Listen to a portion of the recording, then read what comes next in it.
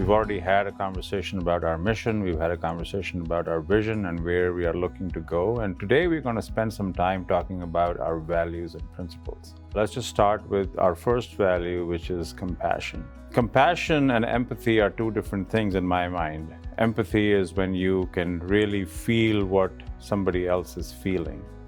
Compassion actually takes you to that next level where you feel what the other person is feeling and are stepping in to do something about it. Having that compassion for your team member, having that compassion for the person that you're taking care of, having that compassion to be able to give access, having that compassion when you're trying to get information back to somebody.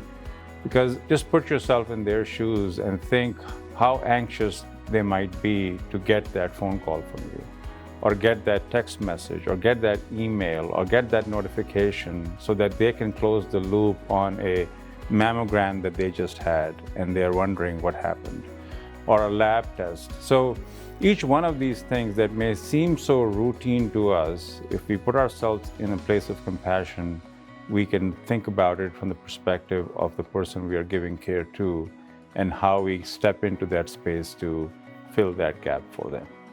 The next thing we talk about is leadership. And often when you think about the word leadership, you think about titles. And this is not about that at all. Leadership is really each and every one of us in our own domains taking a leadership role, because nobody knows your work better than you know your work. What can you as a group do? What can you as an individual do? What can you as a division do? What can we as ThedaCare do to be leaders in our work? To be thinking about not only the here and now, but the there, and the holistic nature of the work that we have to do. The third thing to talk about is really the concept of excellence. Now, when I talk about excellence, I really don't talk about it in terms of just clinical excellence and quality. That's a given. They expect us to be zero defects. They expect us to leave them better than we found them. What excellence means really is to go above and beyond. In every interaction, our lab techs, for example, talk about, I don't look at a sample as a sample. I look at every sample as a human being. That's excellence.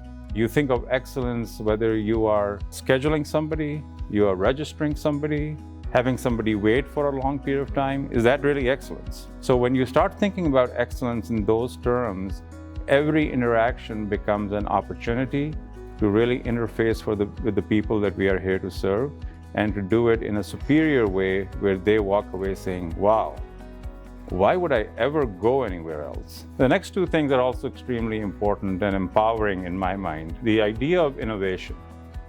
And again, when we think of innovation, we think of these big things, right? And that's not really what innovation is all about. Innovation is how can I do what I do better, faster, and be more impactful in the way I do it. So can I think of a better way?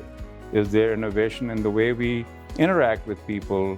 Does everybody have to be seen in the office all the time? Is there innovation in the way that we take care of people without sending them to the emergency rooms? All of that is in the domain of innovation.